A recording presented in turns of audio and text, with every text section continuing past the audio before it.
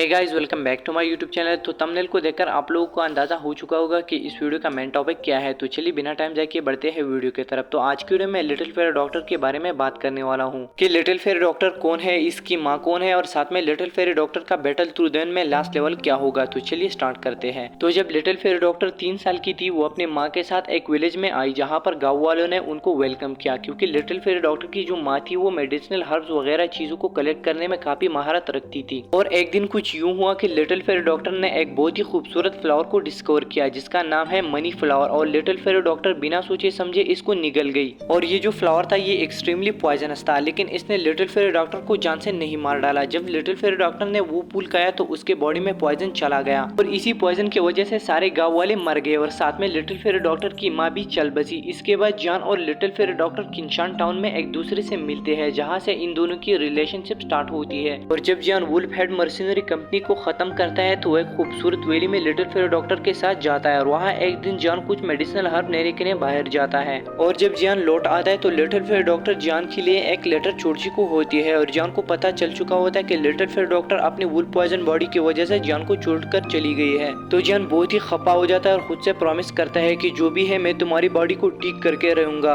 और इसके बाद हमें बहुत ही समय बाद उस वैली में लिटिल फेयर डॉक्टर दिखाई जाती है जहाँ पर वो जॉन के साथ आई थी। तो जॉन क्वीन मेडोसा और जॉन के साथ उस वैली में जाता है और वहाँ पर काइलिन कुछ सेंस करती है। तो वो कहने लगती है कि अगर तुम सामने नहीं आते हो तो मैं इस वैली को तबाह बर्बाद कर डालूंगी। तो तभी हमें भोकाली लिटिल फेयर डॉक्टर देखने को मिलती है और वो काइलिन के साथ लड़ने लगती है, लेकिन वहाँ पर काइलिन के पास जॉन आ जाता है। तो लिटिल फेयर डॉक्टर उसे पहचान जाती है कि ये लड़का तो जॉन है और जॉन भी उसको पहचान जाता है। लेकिन लिटिल फेयर डॉक्टर नहीं चाहती थी कि वो जॉन के साथ रहे ताकि उसे पॉइजन की वजह से कोई नुकसान ना हो। और लिटिल फेयर डॉक्टर वहाँ से भाग जाती है। और इसके बाद लिटिल फेयर डॉक्टर हमें तब देखने को मिलते हैं जहाँ पर वो होलोप्सोल के साथ टीम अप कर चुकी होती है, क्योंकि होलोप्सोल के प्रोटेक्टर टाई ने उससे कहा था कि हम लोग तुम्हारी वुल्फ पॉइजन बॉडी को कंट्रोल करेंगे, लेकिन तुमने जामा एम्पायर में यान अलायंस को तहस नहस करना होगा।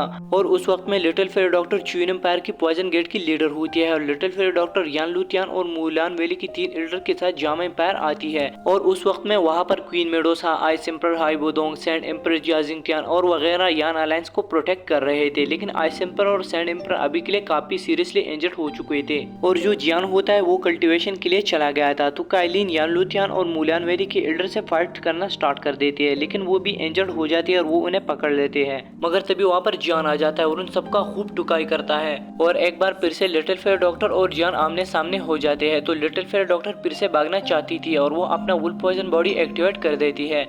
तो जॉन वुल्फ पॉइजन बॉडी का जो वुल्फ पॉइजन सर्कल होता है उसमें एंटर हो जाता है। लिटिल फेयर डॉक्टर को हाथ से पकड़ उससे कहने लगता है कि मैंने तुम्हारे साथ वादा किया था कि मैं वुल्फ पॉइजन बॉडी को कंट्रोल करने का मेथड ढूंढूंगा और धरती पे ऐसा कोई प्रॉब्लम नहीं है जिसका सोल्यूशन ना हो। तो वहाँ से फिर ये दोनों रीयूनाइट होते हैं और 10,000 स्कॉर्पियन गेट को भी एलिमिनेट करते हैं। और इसी फाइट में जिबियन अपनी जिंदगी का सारा पॉइजन जॉन के बॉडी में ट्रांसफर कर देता है। तो फिर little fair doctor poison pool में जॉन का टेम्परेरी इलाज करते हैं। वहाँ पर जॉन डाउवांग की 2 स्टार में ब्रेक थ्रू करता है और इसके बाद जॉन ब्लैक कॉर्नर रीजन जाने का फैसला करता है। तो काइलिन उससे कहते हैं कि मैं तुम्हारे साथ जाऊंगी, लेकिन वो कहता है कि नहीं क्योंकि तुम बीमार हो, मतलब फोनन आर्ट फ्लेम की डीप मैग्मा में जो कांड हुआ था। तो लिटिल फेयर डॉक्टर जॉन से कहते कि मैं तुम्हारे साथ जाऊंगी। तो जॉन, जियान और little fair doctor black corner region जाते हैं जहाँ पर जॉन वुल्फ पॉइजन बॉडी को कंट्रोल करने के लिए बुद्धिस्ट बॉडी ट्रांसफॉर्मेशन सलाइवा को ऑब्टेन करता है और साथ में उसके हैंडपिंग से भी मुलाकात होती है। फिर जॉन लिटिल फेयर डॉक्टर के साथ जॉन एकेडमी जाता है और वहाँ पर हैंडपिंग और ग्राउंड डिमन गेस्ट के साथ आकर जॉन को पकड़ना चाहता था, मगर लिटिल फेयर डॉक्टर अपनी जान की परवाह न करते हुए डाउजोंग के 7 स्टार के बंदे से लड़ जाती है और इसी फाइट में little fair doctor seriously injured हो जाती है। और इसके बाद फिर से लिटिल फेयर डॉक्टर जॉन के साथ डिमन फ्लेम वैली जाती है जहाँ पर हैंडपिंग प्रोटेक्टर शुआन का सोल खाकर डाउजोंग के 5 स्टार पर पहुंच जाता है और फिर से लिटिल फेयर डॉक्टर जॉन के लिए कुर्बानी देती है और वो दोनों हैंडपिंग को खत्म कर देते हैं। और इसके बाद लिटिल फेयर डॉक्टर की वुल्फ पॉइजन बॉडी एरप्ट होने वाली होती है, लेकिन टियानहुआजुन से जॉन को एक मेथड बता देते हैं जिसकी मदद से जॉन उसके बॉडी को 3 साल के लिए सील कर देता है। और फिर इसके बाद जॉन, जियान, जिनलैन और लिटिल फेयर डॉक्टर सेंट्रल पेन जाने का इरादा करते हैं और फिर वो माहौल में जॉन उनसे अलग हो जाता है।